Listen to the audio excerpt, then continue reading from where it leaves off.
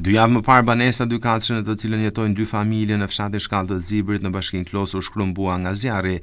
Për pak minutash dëgjova bën shkrump dhe pse ndërhyri shërbimi zjarfikës.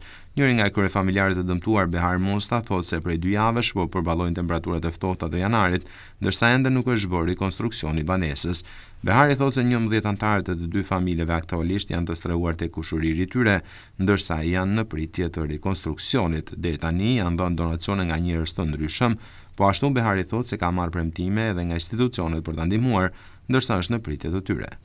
Gjendja duket, nuk ka si nuk duket, pa kuptoj ka rreth se 2 javë e ma tepër që jetojmë me këto kushte. Llafët e mirë na kanë thënë gjithë, na kanë pru, si më thonë, na kanë zemër, na kanë dhënë, po gjë praktike akoma nuk shohim që të rregullohet shtëpia, futemi mrena. Fati që na ka stërhu një kushinjoni për momentin, e jemi fshat atje, por dhe shtëpia vetëm nuk lihet si fshat, ka punë të veta.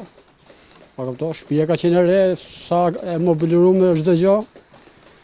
Mundi e djersa e 30 vjeçët, kështu kishte qenë shkruajt, pa kuptoj, mos më hani ndrek i ndark me familjen, me përfundu me këtë gjendje që jam edhe akoma. Po ata kanë ardhur, na janë shpreh që do të ndihmojmë në gjitha aspektet, por gjë konkrete akoma nuk po shoh, po kuptoj. Që po vinë ndodaj. Po kemi marrë sa ndihmë nga bashkia, gjëna ushqimore, veshmate, na kanë dhënë. Por ne duam mbështetje më shumë financiare për të rregulluar çatin, se qelloi edhe shumë keq, janar, shkurt, zemra e dimrit është.